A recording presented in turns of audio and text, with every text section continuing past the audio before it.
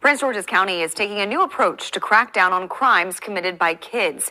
County Executive Angela Alsobrooks says she is frustrated by what's happening, and that's why she is announcing a program called the Hope Collective. It uses 4 strategies to reduce crime and gun violence. One of them includes a violence prevention task force. This group will meet and identify areas of critical need where we need more resources, and will work on a plan to ensure that we get resources into the most critical parts of our community. Programs.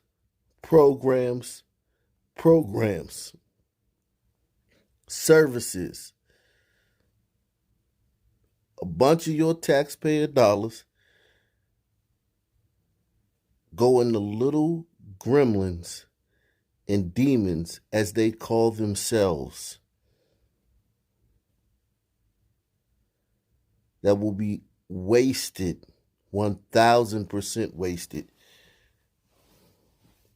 Out of what, $20-30 million they'll probably spend, you probably have one kid who delays going in down the wrong path out of the whole county.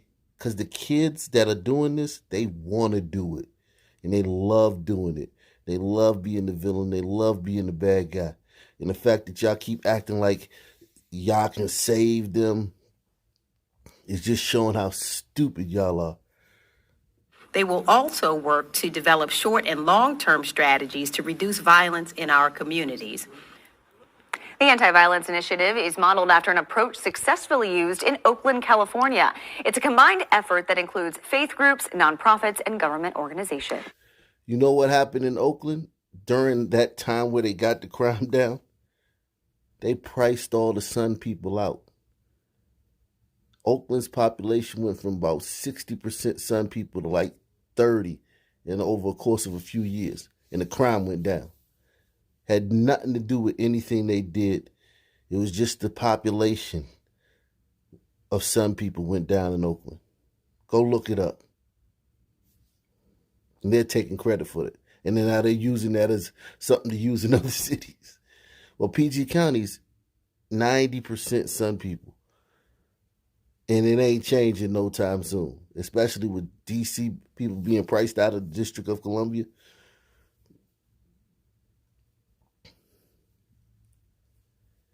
Good luck, PG County. And listen, I lived in PG County for a long time. My parents live in PG County. You know, every time I go back to the D.C. area, I go to PG County, all throughout that area. These programs ain't going to work for the kids that are doing this. So my name is Christina Cotterman with the Media Relations Division. We are here to announce an arrest in a truly heartbreaking and senseless murder. We are joined by the chief of the Prince George's County Police Department, as well as the wife of our victim, Miss Saba Ralph, who is graciously agreed to be here with us today, as well as his nephew. I'm first going to call up the chief to provide a few details on the arrest. Thank you. Afternoon. I'd like to first start again by offering the department's deepest condolences to Mr. Khan's family, his wife, Sabah. His death devastated his family and broke the hearts of residents across our region. This homicide occurred on Saturday, February 26th in the 3700 block of Dunlap Street in Temple Hills, Maryland. We made an arrest in this case on Tuesday, March 1st. I hope by announcing this arrest today, it will bring a small measure of comfort to his loved ones. His murder was senseless, another senseless act of violence, and the person now in custody for that crime is only 17 years old, a juvenile male from Washington, D.C. As many of you know, Mr. Khan was shot while working as a rideshare driver. His car was stolen at the time he was shot and killed. Our homicide unit, Mary 10, worked relentlessly to arrest anyone involved. During the course of the investigation, detectives were able to locate the victim's vehicle and yesterday afternoon, officers conducted a traffic stop on the vehicle in Landover. They're still driving around in the vehicle in which they killed the man.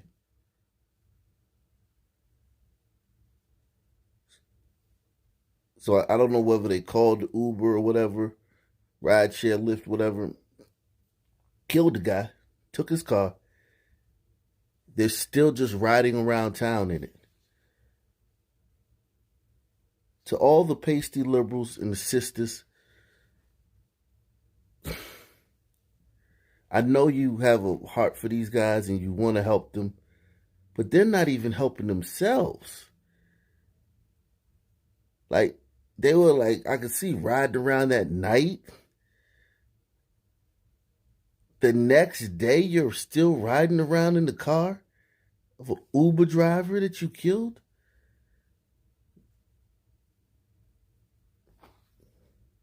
Sisters, man. I know you love caping for these guys, but they're not even helping you. They're not even helping you. Our homicide unit, Mary 10, worked relentlessly to arrest anyone involved. During the course of the investigation, detectives were able to locate the victim's vehicle, and yesterday afternoon, officers conducted a traffic stop on the vehicle in Landover. In addition to our homicide unit, our detectives assigned to our Strategic Investigations Division did amazing work on this case and played an important part in this arrest. There were 3 occupants inside of the car at the time of the traffic stop, 2 juveniles, and 1 adult. They were all taken into custody.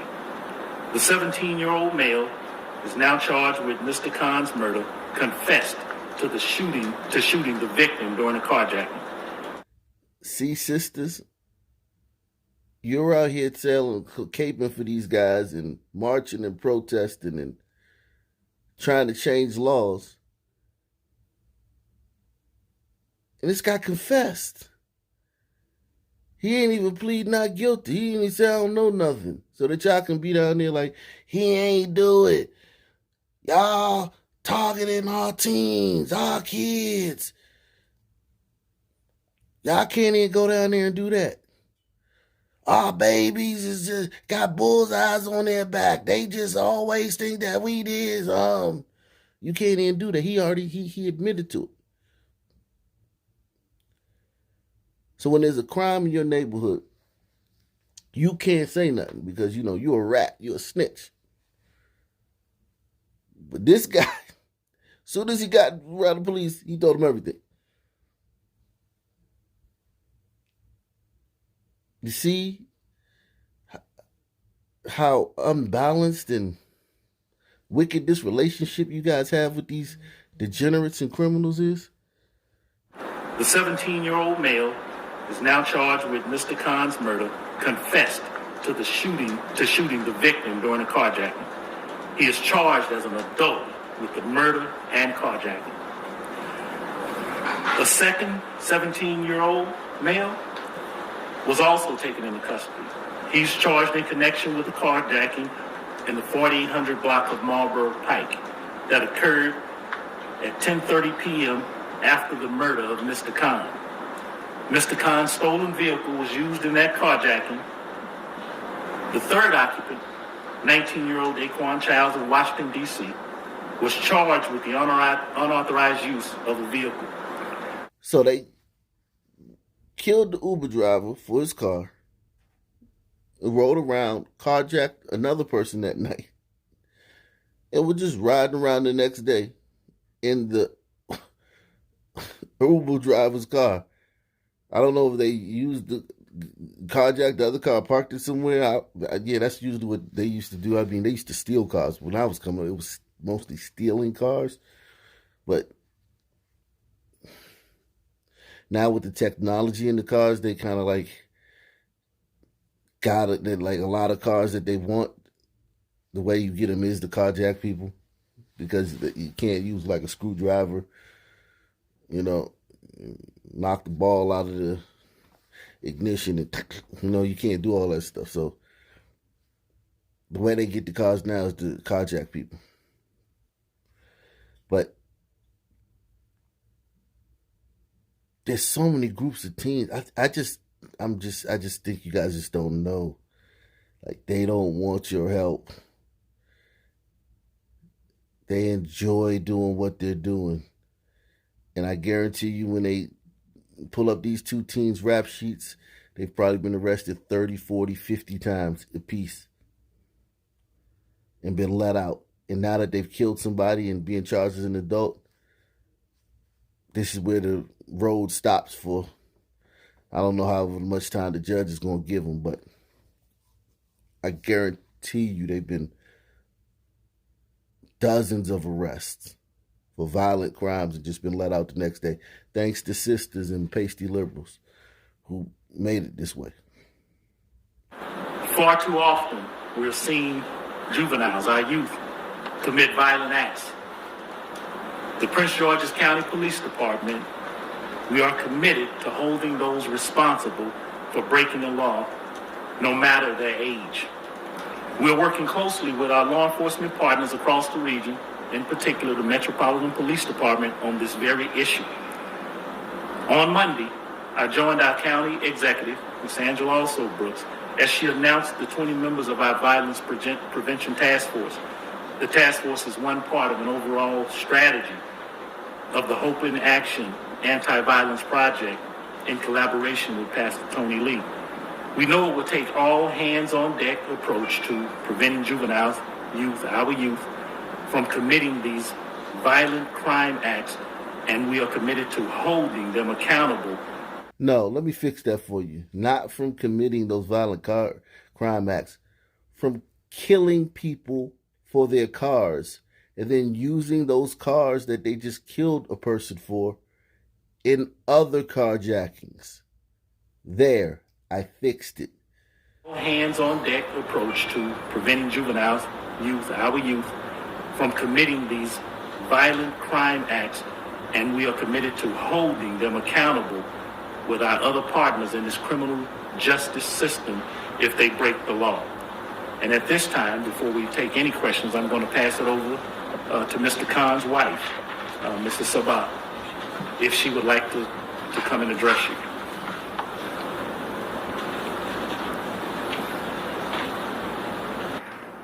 I just want to say thank you to you guys, but I just want justice for my husband, for me, and my daughter, because I don't want anything that kind of happen to anybody else. He just put my life upside down. I don't know what to do because he was the pillar of our life, and now my daughter and my life is over. And then I told her that I'm coming here. She said, just ask one question. Did my dad call my name when the guy shot him? Wow, that's rough, Jack. Whew, that's rough right there, man. That's a tough one, man. Woo.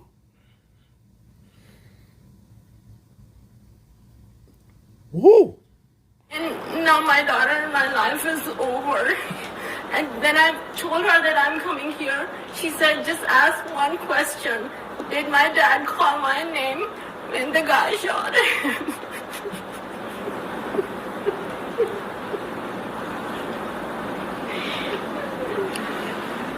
I really appreciate the efforts that the detective made. They worked relentlessly. I was talking and I was in connection with them.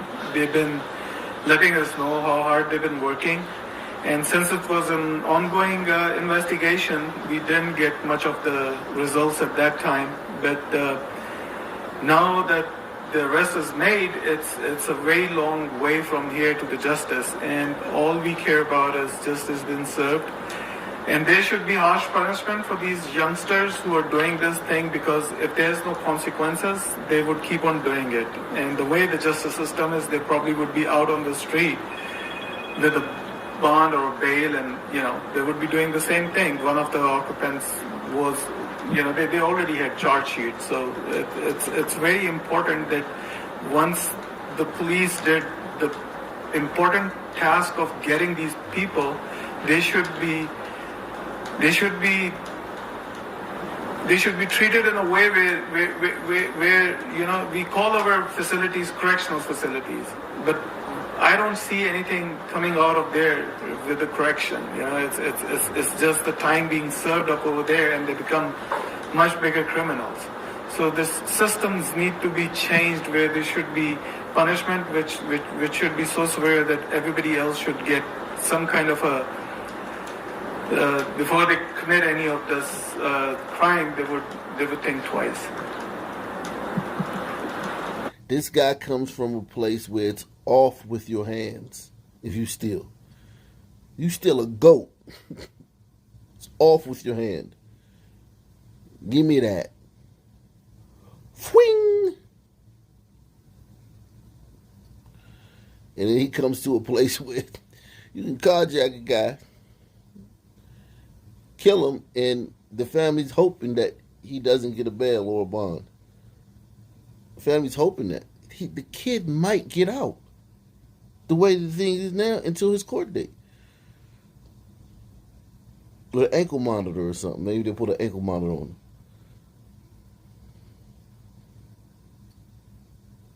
I'm not saying we need to go to what these people in their homeland, in their country, but we need something in the middle, man. We need to meet them in the middle, man.